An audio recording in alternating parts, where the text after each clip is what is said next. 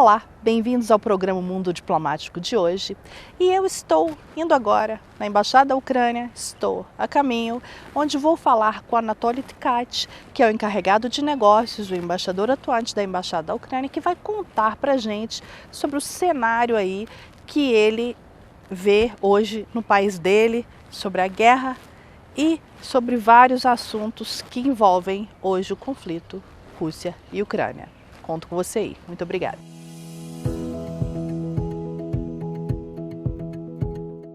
Eu falo agora então com Anatoly Tkach, que é o encarregado de negócios e aqui o embaixador atuante da Embaixada da Ucrânia no Brasil, que vai contar pra gente sobre a situação no país dele. Anatoly, muito obrigada pela presença aqui no programa Mundo Diplomático. Gostaria de estar aqui com você falando de muitas coisas boas, provavelmente no futuro estaremos, mas infelizmente a situação não é tão feliz assim para todos nós. E eu gostaria que você contasse para a gente qual a situação na Ucrânia agora, neste momento. Boa tarde, Fabiana, muito obrigado. Boa tarde a todos. A situação na Ucrânia continua complicada. O país está resistindo à invasão de larga escala da Rússia já 249 dias. Durante esse tempo, nós conseguimos deliberar quase a metade do território que foi ocupado no início da invasão. Entre as forças armadas russas estão experienciando as perdas bem pesadas. Já são quase 90 mil pessoas mortas. A Rússia começou a mobilização parcial dos seus cidadãos, o que provoca o crescimento dos soldados russos mortos, porque geralmente são enviados sem preparação apropriada e sem equipamentos necessários. Nos territórios que nós liberamos, estamos encontrando cada vez mais as confirmações dos crimes da guerra do exército russo. Nesse momento, já quando liberamos a única capital da província ucraniana que foi ocupada pelas forças armadas russas, também seguimos encontrando a mesma coisa. As valas comuns dos cidadãos ucranianos, civis, mortos, com tiro na nuca e as mãos atadas nas costas. Nesse momento, a nossa Procuradoria-Geral já está investigando quase 50 mil crimes de guerra contra a população. Ao mesmo tempo, recuando dos territórios, a Rússia começa a bombardear, entre outros, saindo da cidade de Kherson. As forças armadas russas destruíram toda a infraestrutura energética da cidade. A cidade ficou sem luz, sem aquecimento. De qual cidade estamos falando? Kherson. Kherson. E nesse momento, a Rússia já começou a bombardear essa cidade também, como outras cidades ucranianas. Tudo nos últimos dias, desde outubro, a Rússia adotou uma nova tática de destruição do sistema energético do país. A partir desse momento foram lançados 600 ataques de mísseis contra a infraestrutura elétrica. O país, as cidades, as casas das pessoas ficam sem luz, sem aquecimento e na véspera da época frio, que já está começando. Por isso que uma das prioridades nossas de agora é conseguir as peças necessárias para restabelecimento da energia no país. E estamos pedindo a todos os países do mundo ajuda nessa esfera. Anatoly, nós já falamos, não é a primeira vez que eu te entrevisto durante esse período aí de guerra, o período é longo, né? E eu pude perceber que não foi tão fácil, não tem sido tão fácil para a Rússia tomar o território da Ucrânia. Então, vocês têm resistido, né? Existe uma resistência, a Ucrânia tem uma força também, os soldados ucranianos têm resistido, a população ucraniana tem resistido, e teve um vídeo na internet, aí alguns dias atrás também, de que muitos russos morreram nessa guerra. Então, a Ucrânia também está combatendo, como você mencionou anteriormente, vocês também já retomaram o território que eles haviam retomado. Conta um pouco sobre isso para a gente, por favor. Sim, as Forças Armadas ucranianas estão defendendo corajosamente o país e a população civil está apoiando eles. Nessa situação de crise energética que estamos experienciando, nas redes sociais circulam as mensagens que se os russos poderiam mandar os mísseis para os quartéis do exército ucraniano e, em vez disso, mandaram para que eu fique, em caso, 2 horas sem luz. Então, tudo bem, vamos aguentar e vamos continuar lutando. A população civil também é determinada em liberar todo o território da Ucrânia. Nesse momento, o governo ucraniano já lançou os pontos de resistência, os pontos de invencibilidade, que são os pontos onde a população pode vir para se aquecer, para carregar os seus powerbanks, seus celulares. Então, nós, sim, estamos determinando para ganhar a vitória contra um inimigo muito maior. E, ao mesmo tempo, estamos vendo os problemas da Rússia. A Belarus continua sendo um aliado da Rússia.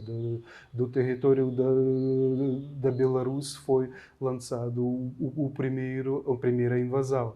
Também o território da Belarus está usando para lançar os mísseis contra os alvos na Ucrânia. E também na Belarus estão treinando as forças armadas russas. E, ao mesmo tempo, a Belarus que está provendo as munições e equipamentos militares pesados para a Rússia. Tudo isso quer dizer que, bem, primeiro que a Belarus é cúmplice da Rússia e também revela os problemas que a mesma Rússia tem. Ao mesmo tempo, devo também mencionar que por entregar os drones kamikaze, o Irã também ficou um cúmplice da agressão russa. Certo. Uma pergunta também, Anatoly. Quantos ucranianos você acha que estão na Ucrânia hoje? Não sei se você tem esse número, mas uma estimativa. E quantos ucranianos já estão fora da Ucrânia como refugiados em outros países? A questão é complicada, porque o movimento das pessoas para fora do país, que foi iniciado em fevereiro, março, que as pessoas saíram, mas muitos também estão retornando. Isso estamos observando aqui no Brasil, que as pessoas que saíram do país, nesse momento, querem voltar para a Ucrânia. Mesmo com a guerra, eles não querem ficar em território estrangeiro? A questão é que, em alguns casos, os territórios ocupados já foram liberados e as pessoas podem voltar para as suas casas. Em outros casos, as mulheres com crianças que chegaram aqui tem o esposo lutando lá. Então, eles querem voltar para reunir a família no, em- enquanto isso é possível. Certo. Temos refugiados aqui no Brasil. As últimas vezes que a gente se falou, eles estavam mais concentrados na região sul do país, alguns refugiados, mas através da imprensa também eu pude, não sei se a informação realmente eu li através da imprensa, então eu queria que você confirmasse. Teve algum apoio do governo brasileiro ou não teve? Como é que eles foram recebidos? Eles voltaram para a Ucrânia? Bem, os cidadãos ucranianos aqui no Brasil foram recebidos muito bem. E que o governo brasileiro liberou o visto humanitário, facilitou a entrada para o Brasil e a sociedade brasileira que acolheu os ucranianos e a sociedade brasileira e a comunidade ucraniana. Por isso que sim, o foco principal foi o sul do país. Certo. Natália, um esclarecimento também que eu queria que você esclarecesse, que a gente vê também, como eu te falei, são muitas notícias, então eu não tenho como saber realmente, olha, hoje em dia com esse boom de fake news, a gente não sabe o que é correto, então eu queria que você esclarecesse para a gente também. Tem se falado em grupos neonazistas ucranianos que estão situados na Ucrânia, né? Não sei se eles são realmente ucranianos, que estão ajudando o exército ucraniano. O que você me conta sobre isso? Bem, é uma questão da propaganda russa. E que todos aqueles que lutam contra a Rússia, para eles são radicais, são nacionalistas e outras coisas. Mas, na verdade, são os cidadãos da Ucrânia que estão protegendo o seu país, a sua terra, as suas famílias. Já vieram os representantes das mídias de propaganda russa para mostrar o seu ponto de vista sobre essa guerra, que são, na verdade, que estão ajudando para o governo de conduzir a guerra, por isso também são responsáveis e são cúmplices do governo desta guerra sangrenta. A Rússia está continuando a fazer muitos crimes na Ucrânia. Por isso que como a Ucrânia está vendo o processo de paz é baseado em, primeiro, liberação de todos os territórios, retirada das tropas russas, respeito à Carta das Nações Unidas, também recompensação de todos os danos que foram feitos e levar à justiça os responsáveis pelos crimes de guerra. Nesse sentido, e tomando em consideração os bombardeios pesados da infraestrutura civil, já países do mundo reconhecem a Rússia como um Estado terrorista. Em particular, a Assembleia Parlamentar da NATO, a Assembleia Parlamentar do Conselho da Europa, o Parlamento Europeu e os países também reconheceram a Rússia como Estado terrorista. Ao mesmo tempo, o governo ucraniano lançou a iniciativa de um procedimento de recompensação pelos danos à economia do país. Essa iniciativa já foi votada positivamente na ONU. Então, vamos caminhando nesse sentido. E, Anatoly, eu queria te perguntar também sobre a situação hoje. Existe ainda algum diálogo diplomático entre a Ucrânia e a Rússia? Porque você falou em acordo de paz. Ou isso não está sendo cogitado no momento? A guerra está num ponto tão difícil que esse acordo entre os diplomatas não está acontecendo ou está acontecendo? Nesse momento é que as posições da Ucrânia e da Rússia são muito diferentes. E que a Rússia está tentando, terrorizando a população civil, conseguir a paz nas suas condições. Enquanto para a Ucrânia e para toda a comunidade internacional é importante que os crimes não fossem esquecidos, que os crimes devem ser punidos, que a ordem mundial não deve ser violada, deve ser respeitada. Por isso que, como eu comentei, são essas posições da parte ucraniana. E, nesse sentido, as tentativas da Rússia de fazer declarações que está pronto para uma negociação é nada mais que uma fumaça para ganhar um tempo para se reagrupar, para se reabastecer e continuar a guerra. Infelizmente, nesse momento, nós não estamos vendo nenhum sinal de que a Rússia quer parar já essa invasão, essa matança das pessoas, dos civis. Certo. Esses territórios também foram anexados recentemente, se não me engano, Donetsk e Lugansk. Como é a situação lá? A Rússia já está lá ou a Ucrânia ainda resiste? Sim, a Rússia já está lá. A Rússia está em alguns territórios das províncias de Donetsk, Lugansk, na Crimeia.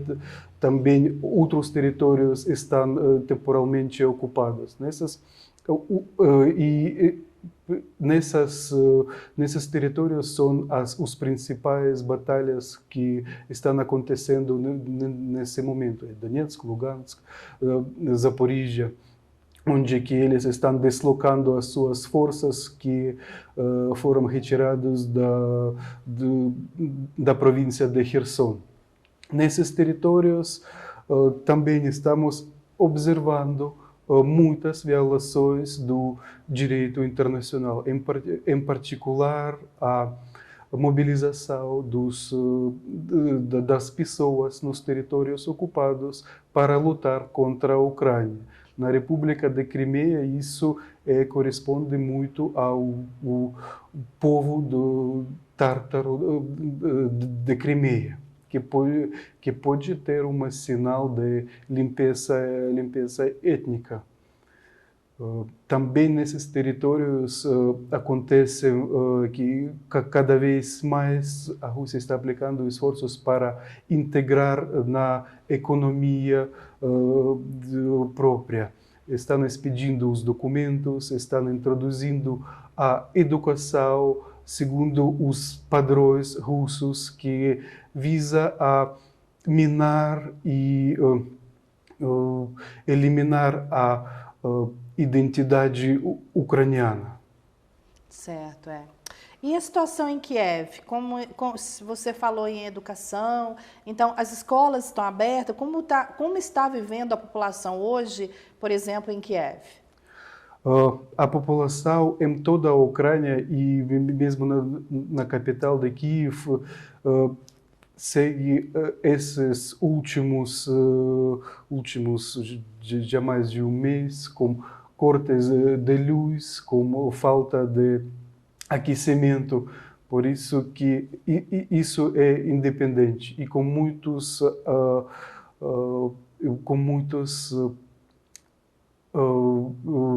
ataques aéreos que provocam que toda a população tem que ir para os abrigos antiaéreos. Isso é uma vida que infelizmente virou cotidiana para todo o país.